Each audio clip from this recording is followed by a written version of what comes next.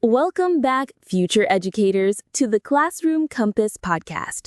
I'm your host, Teacher Gay, and today we're tackling a skill that's absolutely vital for language learners, but often feels a little tricky to teach effectively: listening.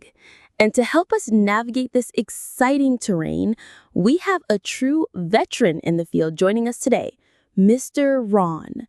Welcome, Mr. Ron. Thanks for having me, Teacher Gay. It's great to be here and chat with aspiring teachers.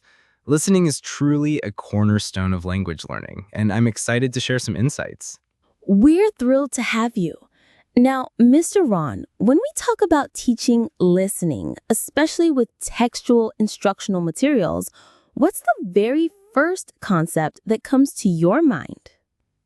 For me, it has to be authenticity, but with a clever twist. Many new teachers might think they need special ESL listening texts, but both the British Council and American English really push for using real-world stuff. Think podcasts, news reports, interviews, even songs or movie clips. These expose students to natural language, different accents, and how people really communicate. Real world sounds great, but I can already hear some of our student teachers thinking, what about my beginner class? A real news report might be too overwhelming. Excellent point, Teacher Gay. That's where the clever twist comes in. Thoughtful adaptation. It's not about changing the authentic material itself, but about how you design the tasks around it. For lower levels, you might select shorter clips, use visuals, or focus on a very simple task like identifying keywords, rather than detailed comprehension. The goal is accessibility, not watering down the authenticity. So it's about the scaffolding. And that leads us perfectly into our next big idea, strategic task design. Could you walk us through the pre, while, and post-listening stages? Absolutely. It's a fantastic framework. Pre-listening is about setting the stage. Before they even hear a sound, you prepare students.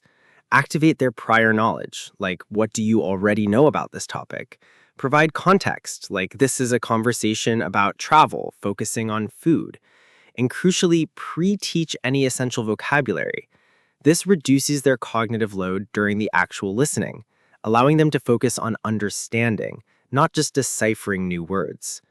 While listening, this is where the action happens. Design varied tasks. Start with easier ones, like listening for the gist, the main idea. Then gradually move to more specific details. And don't be afraid of multiple listenings. Students often need to hear something a few times for different purposes. First, for the overall idea, then for specific information. And post-listening. This is where the learning truly sticks. It's not just, did you understand? It's, what did you do with that understanding? Engage them in activities that allow them to react to the content, discussions, sharing opinions, debating, and also encourage them to analyze linguistic features, new vocabulary, interesting phrases, even pronunciation patterns. This links the listening experience to broader language learning. It's how we use language in real life, right? We rarely just listen and do nothing else. That's so true. And how do we ensure students are actually invested in these activities? That brings us to motivation and context. If the material isn't interesting or relevant to the students' lives, their brains will just tune out. Choose topics that resonate with them. If they're fascinated by K-pop, find an authentic interview with an artist. If they love cooking, find a recipe video. And always provide sufficient context. A random audio clip without any background is just noise. With context, it becomes a meaningful piece of communication. That makes so much sense. And finally, Mr. Ron, any last thoughts on ensuring our materials are effective for everyone in the classroom? My final point would be the graded approach and learner level. This ties everything together. You have to be realistic about your students' proficiency. A beginner simply won't benefit from a highly complex academic lecture.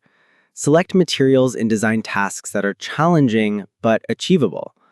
Tasks should progress from easier to harder, allowing students to build confidence. It's all about meeting them where they are and gently pushing them forward. Fantastic advice, Mr. Ron. So, to sum it all up for our future teachers, the core message is use meaningful, authentic listening experiences scaffolded by well-designed tasks that promote active listening and integrate with other language skills, all while keeping the learner's level and interests at the forefront. You got it, Teacher Gay. It's a holistic approach that truly empowers students to become better listeners and, by extension, better language users. Thank you so much, Mr. Ron, for sharing your invaluable insights with us today. This has been incredibly helpful. My pleasure. Keep up the great work, everyone. And to all our listeners, thank you for tuning in to the Classroom Compass podcast. Remember, the journey of teaching is one of continuous learning and exploration. Until next time, keep those compasses pointed towards engaging and effective instruction.